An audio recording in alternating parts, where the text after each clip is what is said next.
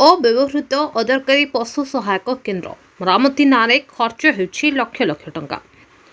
तेबे ग्रामांचल में गृहपालित जीवजंतु मानकर हित साधन पई पशु सहायक केन्द्र निर्माण करा जाउछि। एथिपई राज्य राजकोषर खर्च होउछि लक्ष लक्ष टंका। तेबे सरकारंकर एही योजना प्रकृति रे केते कार्यकारी होउछि से कथा केही मध्य चिंता करनाहंती।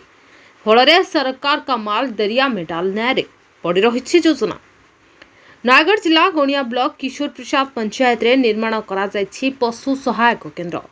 तेबे निर्माण दिन ठारू आज पर्यंत उक्त केन्द्रटी अदरकारी तथा अव्यवहृत होई पड़ी रहिछि बोली ग्रामवासी अभियोग करछन्ति।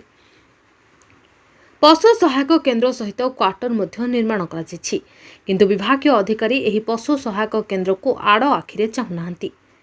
लक्ष लक्ष टंकार निर्मित उक्त केन्द्र एबे भूत कोठी पलटिछि। अनाबना गछलतारे परिपूर्ण होई सरीसृप मानकर आश्रयस्थली रे परिणत होइछि। आउ गोटे कथा, ग्राम ठारू प्राय 2 किलोमीटर दूर जंगल भितरे अपंतरा स्थान रे एहा निर्माण करा जायछि, जेउठिकी स्थायी रास्ता कि पाद चला रास्ता मध्य नाही, जहा फलरे एहा कोनोसी काम रे आसु नाही। तेबे सबुठारू आश्चर्यर कथा, एही केन्द्रटी आरंभरू व्यवहार होई नथिले मध्य प्रति वर्ष एहार मरामती एवं उन्नतीकरण पई खर्च होउछि लक्ष लक्ष टंका।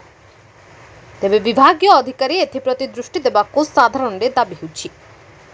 गणियारू देवीप्रसाद दास को रिपोर्ट, मणिभद्रा खबर। आपण मानकर स्नेह, श्रद्धा एवं भल पाइबा को पाथ्य करी मणिभद्रा खबर यूट्यूब, फेसबुक एवं पोर्टाल ले तार सफलता बजाय रखिछि। एहाको आहुरी लोकप्रिय करने को ई पेपर रो शुभारंभ मध्य करा जायछि। आमको यही भली प्रेरणा एवं सहयोग जोगाइबा सहित लाइक, शेयर एवं सब्सक्राइब करंतु। मणिभद्रा खबर, संपर्क जनतार।